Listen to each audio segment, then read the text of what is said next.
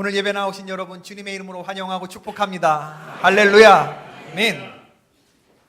제가 한 13년 전쯤에 경험한 이야기입니다. 바로 밑에 여동생이 시집가서 아들을 낳았습니다.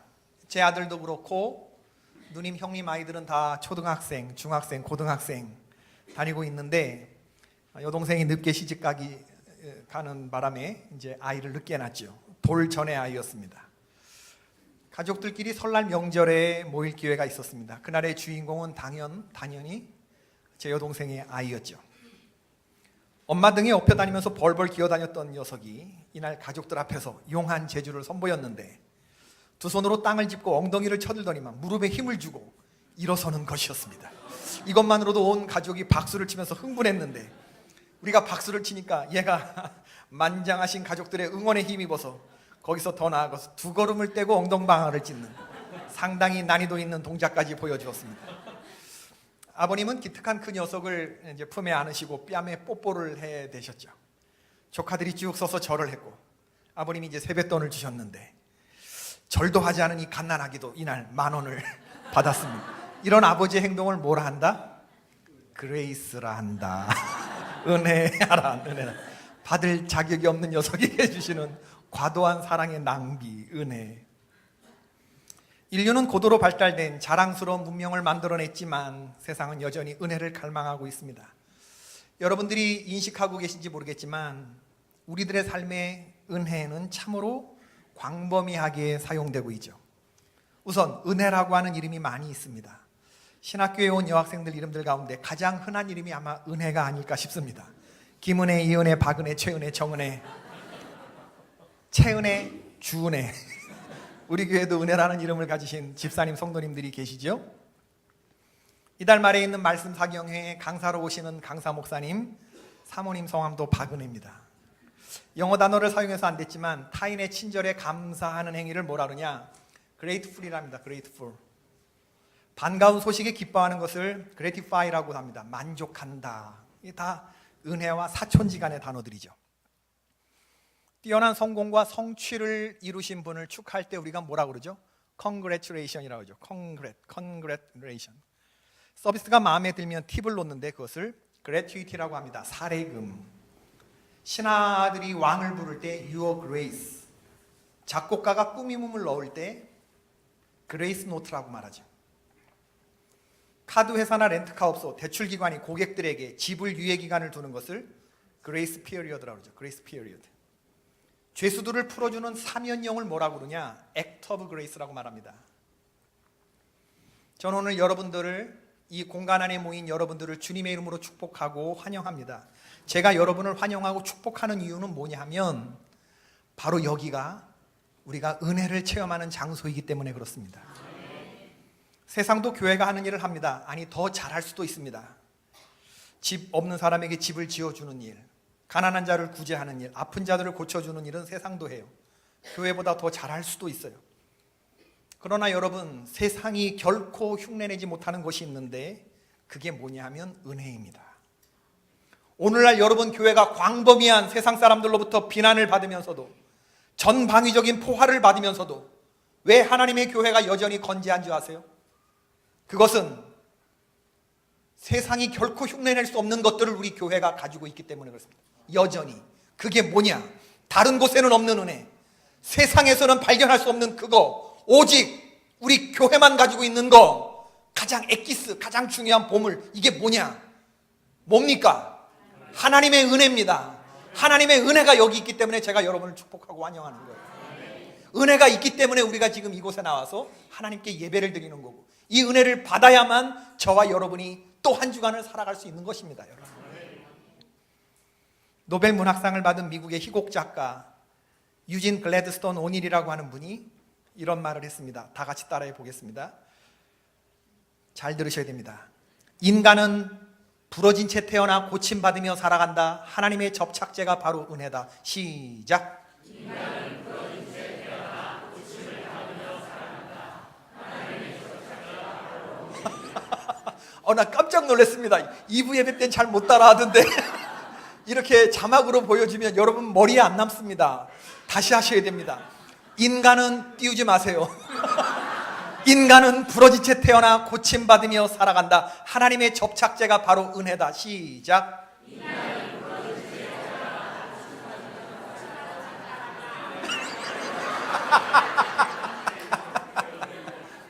인간은 어떻게 태어난다고요? 부러진 채 태어났어요. 어떤 존재예요? 고침받으면서 살아가요. 부러진 것을 접착하시는 하나님의 접착제가 뭐예요? 하나님의 은혜입니다. 할렐루야. 다시 자막을 띄워주시고, 인간은 부러진 채 태어나 고침받으며 살아간다. 하나님의 접착제가 바로 은혜다. 시작.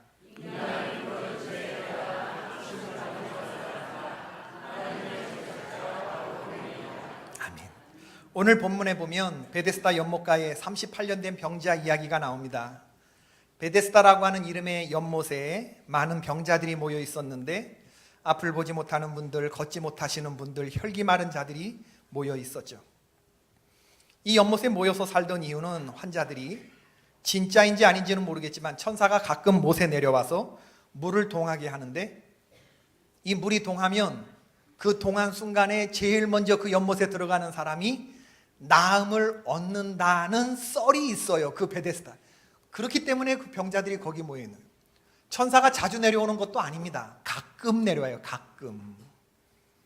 여러분, 거기에 38년 된 오랜 병을 앓고 있는 병자가 있었는데, 이 사람의 병은 다른 사람의 도움을 받지 않으면 움직일 수 없는 그런 사람이었죠.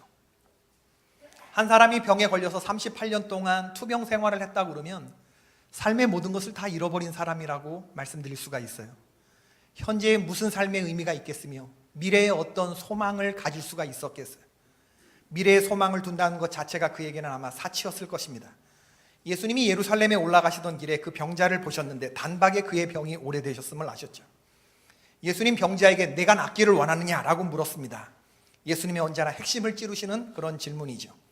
소경 바디메오에게 내가 보기를 원하느냐라고 물으셨던 주님은 오늘 이 베데스다 병자에게 내가 낫기를 원하느냐라고 물으셨죠. 그때 이 병자의 대답이 이랬습니다. 주여, 물이 동할 때에 나를 못에 넣어줄 사람이 없어 내가 가는 동안에 다른 사람이 먼저 내려가나이다. 이 대답 속에는 많은 뜻이 담겨 있죠. 그에게는 병만큼이나 오랜 원망과 푸념이 녹아 있습니다. 소경 바디메오처럼 예 주님 제가 보기를 원합니다 즉각적으로 대답하지 못해요. 이 환자는 자신의 처지를 푸념하듯이 늘어놓습니다.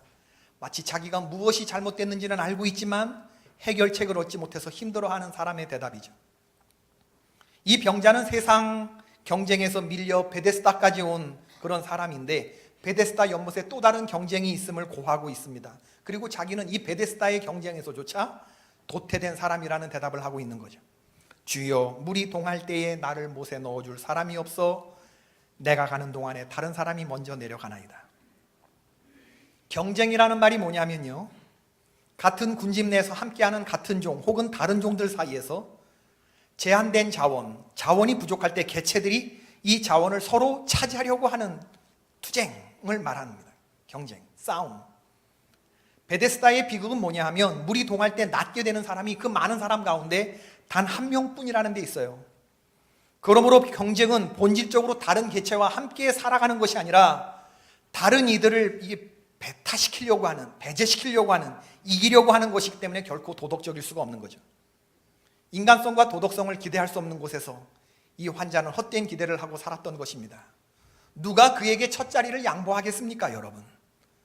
타인의 손의 대못보다 내 손에 박힌 가시가 더 아픈 법인데, 물이 동할 때 나를 못에 넣어줄 사람이 없었다면 차라리 포기하고 살 것인데 혹시나 하는 막연한 기대를 가지고 이 연못을 떠날 수가 없었던 것이죠. 그러니까 이 베데스다 연못의 환자는 혹시나 하는 요행과 재수를 믿었어요. 혹시 누군가 나를 연못에 넣어주겠지, 내가 연못에 제일 1등으로 들어갈 날이 있지 않을까? 이 병자가 잡고 있었던 믿음은 건강한 믿음이 아니라 막연한 기대였죠. 막연한 기대. 경쟁은 태어나면서부터 시작됩니다. 어머니 뱃속서부터 경쟁이 시작되죠. 쌍둥이 야곱과 에서는 서로 먼저 나가려고 어머니 뱃속에서부터 다투었습니다. 태어나서 형제끼리 누가 잘하나 경쟁이 시작되죠. 부모님이라고 하는 같은 뿌리에서 나왔는데 어릴 때는 누가 공부 잘하나로 비교당합니다. 그러다가 커서 시집 장가갈 나이가 되면 이제 누가 공부 잘하고 못하고는 떠납니다. 그 다음엔 형제들끼리 무슨 경쟁을 하냐? 부모님 볼 때 최고의 자녀는 어떤 자녀냐? 어떤 자녀입니까? 누가 더 잘 사나로 비교하는 거죠. 돈 많이 벌어서 큰 집 살고 큰 차 굴리고 부모님 용돈 많이 드리는 자녀가 그 자녀가 최고인 자녀지. 학교에서도 경쟁이고 사회에서도 경쟁이고 군대에서도 경쟁이고 경쟁 아닌 곳이 없습니다. 경쟁은 그 자체가 매정하고 비정합니다. 베데스다 연못에 모여든 병자들은 서로의 처지를 연민하지 않았어요. 동정하지 않았습니다. 베데스다라고 하는 이름의 뜻은 은혜의 집이라는 뜻인데 베데스다는 역설적이게도 전혀 은혜스럽지 않은 곳이었죠. 사람들이 살아가면서 분통을 터뜨리는 이유는 세상이 별로 대단하게 보이지도 않는데 자신이 그 경쟁에서 밀려났다고 생각될 때 사람들이 그때 느껴지는 자괴감, 세상 잘난 것들에 대한 까닭없는 원망과 미움, 이런 감정은 정말이지 조절되기 힘든 그런 파괴적인 감정입니다. 제가 어떤 청년을 상담한 적이 있습니다. 대학 졸업하고 이력서만 한 100통 썼다고 하는 그런 청년인데 청년이 저에게 하는 말이 뭐냐면, 목사님, 이 인간에게 등급이 매겨져 있다는 거 아세요? 그러더라고요. 무슨 말이니? 그랬더니 자기가 1류기업서부터 2류기업, 3류기업, 4류 직장생활까지 다 이력서를 모두 내봤대요. 100통 넘게 써봤대요. 면접에 가보니까 1류기업에 지망한 사람들의 수준이 있더래요. 그들이 나온 대학과 그들이 가지고 있는 자격증과 그들이 가지고 있는 어학 실력과 이 1류 회사에 지원하는 그런 청년들의 급이 있더라는 거예요. 거기서 1차 필터링 되고 떨어진 애들끼리 그 다음에 2차 기업을 지원하게 되는데 거기 수준의 아이들이 몰리고 거기서 또 필터링 되고 난 다음에 3차 기업을 지원하게 되고 뒤로 갈수록 지원자들의 스펙이 점점 떨어진다는 것이 자기 눈에도 보이더래요. 화나는 건 뭐냐면 그런 애들의 수준에 내가 끼어 있다고 하는 사실이 이게 화가 나더라고요. 초라하게 느껴지고 자기가 떨어진 기업에 붙은 애들을 보니까 무슨 생각이 되면 내가 이런 애들한테도 밀리는가? 그러면서 굉장히 자괴감해. 여러분, 오늘 말씀에서 이 38년 된 병자의 모습이 바로 나의 모습으로 비춰지고 있지는 않습니까? 겉이 멀쩡하다고 속이 멀쩡한 것은 아닐 겁니다. 육체적인 질병만이 병이 아닙니다. 영적 성장을 방해하는 내면의 병도 얼마든지 있을 수 있어요. 38년 된 고질화된 그런 병들, 나의 발목을 붙잡고 있는 그런 병들, 정신적이고 영적인 질병들이 얼마든지 있을 수 있지 않겠습니까? 나의 삶의 질을 떨어뜨리는 어떤 그러한 고질적인 병들, 이런 병들을 끌어안고 경쟁에서 밀리다 내 인생 이제 이대로 끝나버리는가 하는 이렇게 생각 들던 때는 없으셨어요? 야곱이 아버지의 집을 떠나 외삼촌의 집으로 가면서 그날 밤 풍찬 노숙을 할 때 보았던 그 환상, 하늘과 땅에 사다리가 놓여 있었는데 천사들이 그 사다리를 오르락내리락 하는데 지금 야곱의 처지에서 보면 저 사다리 꼭대기에 이제 발 한 발만 디디면 천국으로 들어갈 것처럼 보이는 저 높은 곳에 있는 그들과 현재의 자신의 모습을 보자면 그 사다리에 한 걸음도 올라뛰지 못하는, 한 계단도 밟고 올라서지 못해서 자꾸 미끄러져가는 자신의 모습을 야곱이 느끼면서 무슨 자괴감이 있었을까? 남들은 쉽게 껑충껑충 잘도 뛰어나가는데 왜 나는 이 길이 그렇게 힘든 건지, 왜 엉덩방아를 찧으며 주저앉게 되는 건지. 아니, 세상에 나왔을 때 똑같이 맨몸으로 나왔을 텐데 어떤 열매는 최상품으로 분류되어서 백화점으로 좋은 가격에 팔려가고, 왜 나는 썩어 문드러져서 아무도 쳐다보지 않는 3등품 그런 게 되어서 떨이로 팔리거나 남들 팔려갈 때 덤으로 얹혀가는 그런 값어치 없는 덤 같은 인생이 되어서 나는 왜 이 모양 이 꼴인가 속상할 때가 있지 않습니까? 그럼에도 불구하고 우리가 이 야속한 세상 속에서 그냥 살아온 것은 38년 된 병자처럼 언젠가 재수와 요행이 내게 오지 않을까, 이런 기대함 때문은 아니었습니까? 베데스다 병자에게 예수님이 물으셨어요. 네가 낫고자 하느냐? 예, 주님, 그걸 말씀이라고 하십니까? 여부가 있겠습니까? 낫고자 하느냐니, 그저 고쳐만 주시면 제가 성한 몸이 되어서 무슨 일이 있어도 제가 이 은혜 꼭 갚겠습니다. 병자가 이렇게 말하지 못해요. 그렇게 말하기에는 너무 지쳐 있어요. 그리고 많이 화나 있어요. 너무 오래 속아왔어요. 낫고자 하는 희망이 점점 꺼져가고 있어요. 주여, 물이 동할 때에 나를 못에 넣어줄 사람이 없어 내가 가는 동안에 다른 사람이 먼저 내려가나이다. 예수님 그 병자에게 말씀하셨습니다. 일어나 내 자리를 들고 가라. 예수님 베데스다 연못의 질서를 해치지 않으셨습니다. 세상에 있는 경쟁을 악하다고 말씀하시지도 않으셨습니다. 예수님은 경쟁의 세상 속에서 경쟁을 뛰어넘는 VIP 코스가 있음을 말씀해 주셨어요. 예수님이 왜 이 병자를 고쳐주셨을까? 그 이유가 뭘까? 6절에 나와 있습니다. 예수께서 그 누운 것을 보시고 병이 오래된 줄 아시고, 두 가지 동사에 집중하십시오. 하나는 보셨다, 하나는 아셨다. 보셨다와 아셨다. 예수님이 얼굴을 들어 그 병자를 바라보시는 순간 금방 아셨어요. 병자가 다 말씀드리지 않아도 예수님은 그가 얼마나 오랜 세월 동안 고생하고 고통스러워했는지를 예수님 아셨죠. 피조물의 연약함을 아시는 성자 창조주 하나님과 본체이신 성자 예수님께서 베데스다 병자에게 불쌍히 여겨주셨고, 보시고 아시고 은혜를 베풀어 주사 일어나 내 자리를 들고 가라 고쳐주신 줄로 믿습니다. 오늘 우리가 이 은혜를 누리게 될 수 있기를 주님의 이름으로 축원합니다.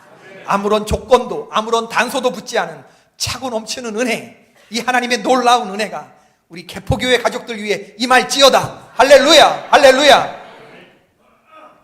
목사의 입장에서 보았을 때 교회 안에 신앙생활 100점으로만 하는 성도들만 있는 거 아닙니다.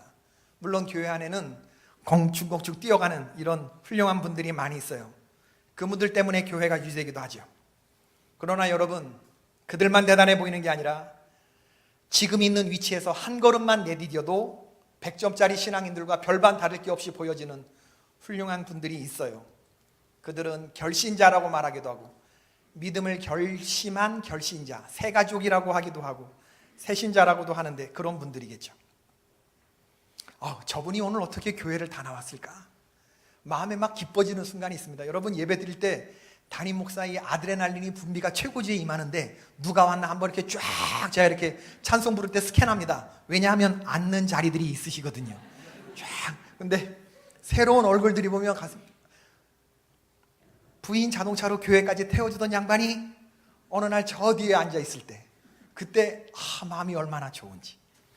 교회 나와서 팔짱 끼고 눈을 이렇게 뜨고 꾸벅꾸벅 졸던 분이 어느 날 다리 꽁골 푸시고, 그리고 팔짱 풀고, 그리고 그야말로 구경하듯이 예배드리셨던 분이 이게 뭐라고 하나 이렇게 듣는, 상체가 앞으로 이렇게 숙여지는 거 보는 거예요. 하나님의 은혜가 지금 역사하는구나 이렇게 느껴지는 순간 강단에서 보면 보이거든요. 알거든요, 여러분. 놀라운 진보죠? 찬송가를 따라 부릅니다. 입술이 보여요, 여러분. 찬송 부를 때 저분이 건성건성 부르는지 아니면 가사를 생각하면서 부르는지도 다 보입니다, 여러분. 앞에서 보면. 그러다가 어느 날 자기 이름으로 감사 헌금을 드리게 되는 날, 목사 눈에는 더 이상 그는 새가족이 아니에요. 저 양반이 어떻게 교회를 다 나왔을꼬? 저 인간이 기도를 다 하네? 이런 건 사람의 판단이죠. 은혜를 깨닫지 못하는 그런 사람들이 보이는 반응일 것입니다. 있는 자리에서 한 걸음만 내디뎌도 제 조카가 무릎에 힘을 주고 엉덩이 힘주고 일어나는 것처럼 그 애쓰는 모습으로 우리 예수님께서 보아주지 않으시겠나. 하나님의 은혜가, 여러분 기억하셔야 돼요. 지금 여러분들을 응원하고 계시고 여러분을 덮고 계시다고 하는 것을 깨달을 수 있게 되기를 주의 이름으로 축원을 드립니다. 우리 하나님은 어떤 분이시냐? 밀리고 밀린 인생도 똑같이 공평한 은혜로 사랑해 주시는 분인 줄로 믿습니다. 여러분 생각에는 끝났다, 내 인생 이제 이대로 끝났다 생각하시는 분이 있을지 모르지만 하나님 아직 끝나지 않았어요. 하나님 지금 여러분을 응원하고 계시다고. 제가 쓴 책에도 소개를 했지만 제가 좋아하는 예화가 있고, 가끔씩 제가 용기를 잃을 때마다 생각나는 그런, 생각하고 떠올리는 그런 예화가 있습니다. 어떤 목사님께 들은 얘기인데, 이 목사님은 큰 교회를 담임하셨죠. 목사님이 섬기시는 교회는 그야말로 동네에서 초등학교 다음으로 큰 건물이었기 때문에 초등학교 운동회 날 지역 유지로 초청되어서 가슴에 꽃을 달고 교장 선생님과 파출소장님, 경찰서장님 다 앉아 계신 이 본부석에 동네 이장님은 다 앉아 계셨습니다. 운동회 날의 하이라이트는 뭐니 해도 계주죠. 계주 이어달리기. 맨 마지막에 청팀과 백팀에서 4명씩 선발된 내로라 하는 준족들이 뛰는 경기 아닙니까? 여러분, 달리기가 얼마나 박진감 넘칩니까? 대충 못 뛰는 애들이 아니라 그 학교에서 최고 잘 뛰는 애들이 8명이 선발되어서 걸린 점수도 많고 박진감도 있고, 가장 원초적인 스포츠, 가장 빨리 달리는, 가장 이 학교에서 빠른 학생들, 목사님의 막내 아들 병구도 청팀의 주자로 선발되었다고 그래요. 얘가 몇 번째로 뛰나, 탁 총소리가 팍 울리고 8명의 1번 주자들이 총알처럼 뛰어나가는데 앉아서 볼 수가 없더래요. 막 사람들은 다 일어나서 이렇게 보는데 트랙 주변에 서가지고 체면 때문에 우리 애가 어딨나 목을 빼놓고 이렇게 보는데 1번 주자가 2번 주자에게 바통이 건네지고 3번 주자에게 바통이 건네지고 목사님 아들 병구는 청팀의 맨 마지막 주자였다는 겁니다. 맨 마지막 주자에게 바통이 전해지는데 병구가 4번째로 뛰어나가더라네. 8명 중에서 딱 중간이더라는 거예요. 바통을 쥐고서 이걸 옮겨진다면 막 힘차게 내지면 달리는 아들이 4등으로 뛰어나가다가 3등으로 가는 한 녀석을 제끼고 3등으로 올라가는 순간에 체면 불구하고 자리를 펴고 일어났어요. 주머니에서 손수건을 흔들면서 병구야! 달려라 달려라! 이러면서 막 응원하고 싶었으나 옆에 교장 선생님도 계시고 연세 드신 마을 어른도 계시고 다 이러고 있어서 그걸 못하고 자기도 목사체변에 이렇게 가만히 그냥 막 속에서 막 불이 나는데 마지막 순간까지 손에 땀을 쥐고 지켜보는데 3등으로 바로 코앞에 앉던 2등 아이가 그만 발이 꼬이면서 넘어지더라네. 그걸 지켜보던 관중들이 다들 어이쿠 저거 목사님은 자기도 모르게 할렐루야. 그리고 이어지는 다음 생각이 아이씨 한 놈 더 자빠져라, 한 놈 더 자빠져라, 한 놈 더 자빠져라. 여러분 목사님이 한 놈 더 자빠져라 이러는 사람이 병구 앞에 가는 주자 1등 하는일까요? 아니면 병구 뒤에서 주는 주자일까요? 그게 아버지 마음입니다. 여러분 자녀를 응원하는 아버지의 마음. 제가 이 이야기를 들으면서 은혜가 되었던 건 뭐냐 하면 하나님 아버지가 똑같은 방법으로 지금 나를 응원하고 계시다. 제가 믿는 하나님은 꼴찌 하는 자녀라 할지라도 1등하는 자녀와 똑같은 사랑으로 은혜로 하나님께서 나를 덮어주시는 분이시다. 여러분 그 은혜. 제가 인디안 선교사 파송된다고 그럴 때 열방의 선교사가 그때 당시 12,000명 있었는데 제 친구들이 뭐라 그러냐면 하나님이 드디어 호피 인디언 선교를 포기하시는구나. 너 같은 애를 선교사로 부르시는 거 보니 하나님이 드디어 인디언 선교를 포기하시는구나. 제가 이 얘기를 했더니 제 어떤 선배 목사님은 뭐냐 하면 자기가 들었던 말 중에 최고는 뭐냐 하니 야 세상이 얼마나 악하면 너같이 어린애가 목회를 다 하니. 세상이 얼마나 악하면 하나님이 선교사 한다고 하는 사람 한 사람만 더 있었어도 이상혁 선교사를 부르지 않았을 거다. 이게 제 친구들이 저한테 했던 얘기입니다. 그러니까 열방의 선교사들 12,000명을 일렬로 세우면 내가 몇 등 한다는 얘기예요. 12,000등이에요. 12,000등. 12,000등으로 잘난 것들은 저 앞에 따라하는데 나 꼴찌로 막 뛰어가는데 하나님이 나를 믿어주시기 위해서 하나님이 무슨 생각을 하냐면 열방에 가는 한국 선교사들 뒤로 돌아 선착순 하나 이렇게 말하는 순간에 누가 있어요? 내가 1등 내는 거예요. 여러분 내가 연약할수록 더욱 귀히 여기사 높은 보좌 위에서 낮은 나를 보시는 하나님이 나를 응원하신다. 여러분 이거 믿으셔야 돼요. 바로 이런 은혜가 있습니다. 은혜가 이 교회에는 이런 은혜가 있어요. 그 주님이 오늘 여러분들에게 말씀하십니다. 일어나 내 자리를 들고 가라. 쿰 이 쿰이라고 하는 게 뭐냐면 일어나라 하는 이 아람어 쿰 일어나라. 이 병자가 아무것도 한 것 없어 보이지만 오늘 예수님 만나고 놀라운 결심하는 게 뭐냐면 이 엄청난 구원의 명령, 대단히 어이없어 보이는 명령이기도 하죠. 지금 이 병자는 일어날 수 없는 사람이거든요. 예수님 지금 이치에 맞지 않는 소리를 하고 계시는 거거든요. 일어나라 내 자리를 들고 가라 하실 때 아니 예수님 제가 일어날 수 있을 것 같으면 왜 아직까지 일어나지 못하고 이러고 있겠습니까? 대꾸할 수 있었을 것 같은데 이 병자는 그러지 않았어요. 인간이 할 수 없는 말씀을 하고 계시는 자기 앞에 계신 예수님을 믿었습니다. 그리고 그 말씀에 순종했습니다. 여러분 우리에게 이게 필요해요. 믿음과 순종. 이게 기적을 일으키는 불쏘시개가 됩니다. 저는 우리 사랑하는 성도들이 이 병자처럼 하나님의 은혜 앞에서 내 손을 내밀고 믿음과 순종으로 동일한 은혜가 경험될 수 있기를 주님의 이름으로 축원합니다. 내게 해결할 수 없다고 하는 걸 인정하세요. 그리고 예수님이 내 삶에 개입하셔야만 나의 문제가 해결될 수 있다고 하는 것을 받아들이시는 겁니다. 지금까지 예수님 없이 살아왔다고 한다면 이젠 예수님 모시고 인생의 후반전을 썩 다르게 살아가는 것입니다. 지금 저와 여러분 앞에 그분이 서 계시는 거죠. 은혜가 있어요. 은혜가. 하나님의 은혜가 있었기 때문에 소경 바디메오가 눈을 뜰 수 있었고 38년 된 병자가 일어날 수 있었고 세리 삭개오가 구원받을 수 있었고, 남편을 5이나 두고 살았던 여인이 사마리아 전도 부인이 될 수 있지 않았습니까? 하나님의 은혜가 아니고서는 교활한 야곱이 어떻게 하나님과 겨루어 이겼다고 하는 이 이스라엘이라고 하는 엄청난 이름을 받을 수가 있었겠어요? 하나님의 은혜가 아니고서는 어떻게 이방 여인의 치마폭에 휘감겼던 직무태만자 삼손이 사사로 20년을 다스릴 수가 있었겠어요? 어떻게 이새의 말째 아들 꼬마 목동 다윗이 이스라엘의 목자, 이스라엘의 별이 될 수가 있었겠습니까? 하나님의 은혜가 아니고서는 설명될 수 없는 거예요. 예수님을 모른다고 3번씩이나 부인했던 베드로가 어떻게 교회의 반석이 될 수 있었겠습니까? 예수님을 잡아 죽이던 핍박자, 비방자, 회방꾼 바울이 세계 최고의 선교사가 될 수 있었던 것도 하나님의 은혜가 그의 위에 덧입혔기 때문입니다. 그리고 이제는 우리 차례죠. 여러분과 제 차례입니다. 우리의 남은 인생이 주님의 은혜로 덮여졌을 때 이전과는 다른 새로운 삶이 펼쳐지지 않겠습니까? 오래전에 런던 웸블리 스타디움에서 일어났던 일인데, 그날 웸블리 스타디움에는 남아프리카 공화국의 이 변화를 축하하기 위한 7만여 명의 관중들로 가득 찼죠. 스타디움에 도열한 스피커의 굉음으로 락 그룹들은 장장 12시간 동안 군중들의 귀를 때렸습니다. 이미 술과 마약으로 취한 팬들이 흥분의 절정에 달해 있었죠. 군중들은 락 그룹들에게 끊임없이 앵콜을 외쳐댔고, 락 그룹들은 그들의 기대에 맞게 폭발할 것 같은 사운드로 화답을 했죠.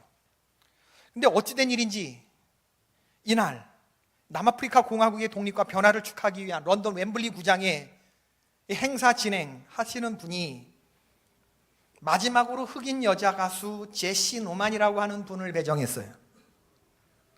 노만 차례가 되었을 때 물결치는 아프리카 전통 의상인 이 다시키를 입고 제시 노만이 노래를 부르면서 천천히 걸어 나가는데, 원형 조명 하나만 이 제시 노만을 비춥니다.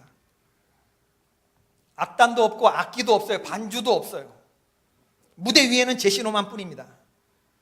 관중석에서는 누군가가 락그룹 건즈 앤 로지즈의 노래를 더 듣자고 외치고 몇 명의 사람들이 올쏘올쏘 했어요.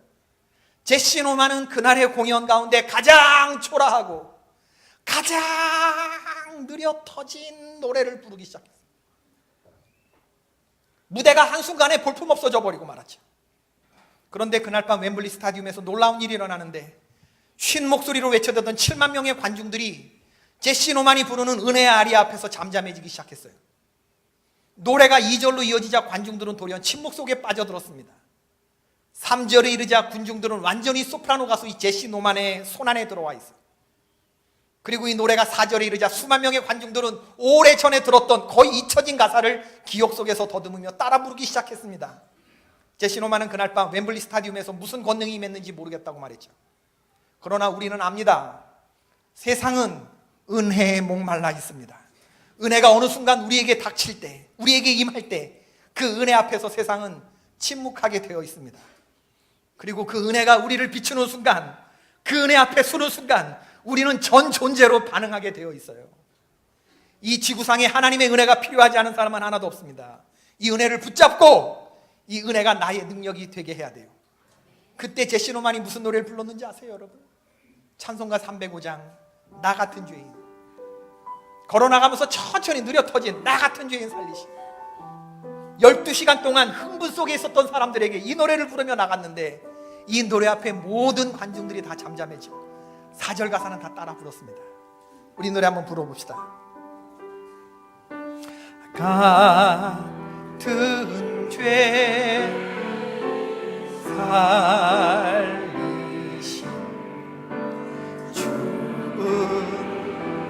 주은혜 놀라워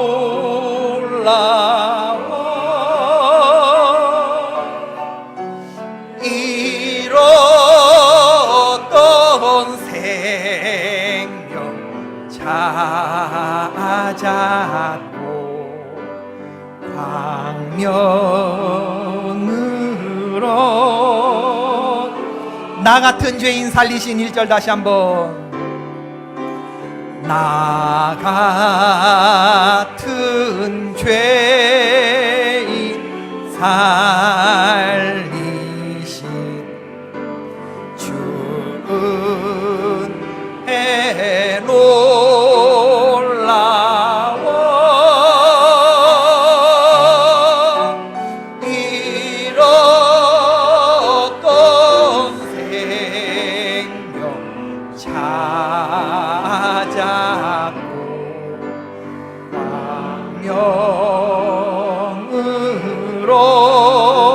그러던 이제껏 내가 산 것도 주님의 은혜라.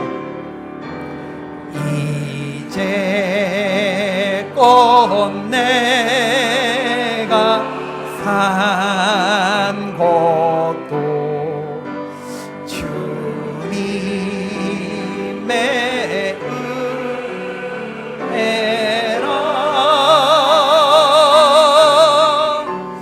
또 나를 자본 향해 인도해 주시리. 거기서 우리 영혼이 4절 거기서 우리 영혼이 주님의 은혜로 해처럼 밝게 살면서 주 찬양하리라.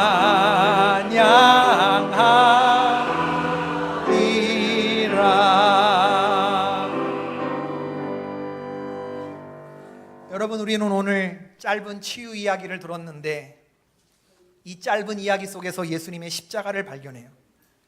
여러분, 예수님은 이 베데스다 환자를 그저 말씀 한마디로 고치신 것처럼 보여요. 그런데 오늘 본문의 맨 마지막 구절이 뭐예요? 이날은 무슨 날이었다? 안식일이었다. 안식일에 환자 고치면 돼요, 안 돼요? 당시법으로 안식일에 노동하면 돼요, 안 돼요? 안 돼요. 안식일 어기면 어떻게 돼요? 최고형이 뭐예요? 안식일법 위반은 사형. 그런데 지금 예수님은 이 베데스다 병자, 어떻게 보면 세상에서 가장 못나고 가장 못나기 중에 더 못난 이 하나를 살리기 위해서 당신의 지금 생명을 거신 거예요. 바리새인과 율법학자들 지켜보는 앞에서 치유 행위를 하셨다고요. 여러분, 이 예수님, 이 십자가 달려 돌아가신 그 예수님이 지금 저와 여러분을 향해서도 생명을 걸어주셨다는 거 믿어지시면 아멘 하십시다. 값싼 치유가 아닙니다. 예수님의 당신의 생명을 거신 그 주님, 그 주님이 지금 우리를 만나주시고 지금 내 앞에 서 계신 것이죠. 큰 죄악에서 건지신 주은혜 고마워. 2절 가사 한번 다시 불러보십시다. 큰 죄악에서 건지신 주은혜, 큰 죄악에서 건지신 주은혜 고마워.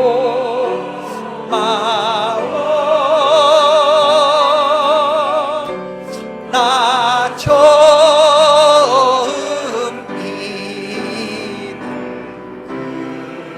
그 시간 그